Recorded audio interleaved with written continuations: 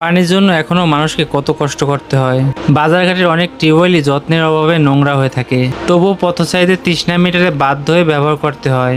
চলার পথে স্থানটি চোখে পড়ায় টিউবওয়েলটি সুন্দর একটি পরিবেশ দেওয়ার চেষ্টা করি, কারণ এমন কাজে মানুষের যথেষ্ট সাপোর্ট এবং ভালোবাসা থাকে। তাই ভিডিওটি বেশি বেশি শেয়ার দিয়ে মানুষের মধ্যে সচেতন বোধ তৈরি করতে হবে। যাই হোক, কাজের প্রথম ধাপে জায়গাটি পরিষ্কার করে নেই, তবে এমন পরিবেশে ময়লাগুলো পরিষ্কার করা অনেক কঠিন কাজ। শুধু মানুষের ভালোবাসা থাকলেই এমন কাজ করা সম্ভব। এরপর বালি দিয়ে জায়গাটি ভরাট করে ঢালার জন্য প্রস্তুত করি। যদিও এখানে ইট বালির সিমেন্ট দোকান না থাকে, অনেক দূর থেকে আনতে হয়। প্রচন্ড গরমে কাজটি করা কষ্টকর হলেও ড্রোন চালিয়ে বাতাসের ব্যবস্থা করি, যা আমাদের কিছুটা স্বস্তি দেয়। তবে কাজটি করার জন্য বাজারের প্রতিটা মানুষই অনেক খুশি।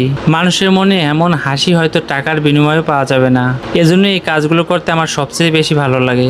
আমরা চারজন মিলে দ্রুততার সাথে প্লাস্টার কাজটি সম্পন্ন করি। তবে পাশের চায়ের দোকানের ভাইটি আমাদের চা খাইয়ে কিছুটা এনার্জি ফিরে আনতে সহায়তা করে।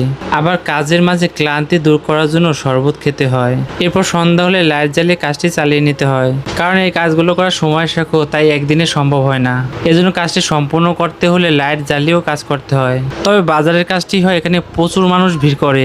গ্রামীণ পরিবেশে এমন কাজগুলো অনেক আনন্দ নিয়ে আসে, কারণ গ্রামীণ পরিবেশে সন্ধ্যা হলে মানুষ বাজারে ভিড় জমায়। যাই রং দিয়ে নেট ফিনিশিং দিয়ে টিউবওয়েলটির কাজ সম্পন্ন করা হলো। তাই কাল থেকে সবাই এখানে সুন্দর পরিবেশে পানি পান করতে পারবে।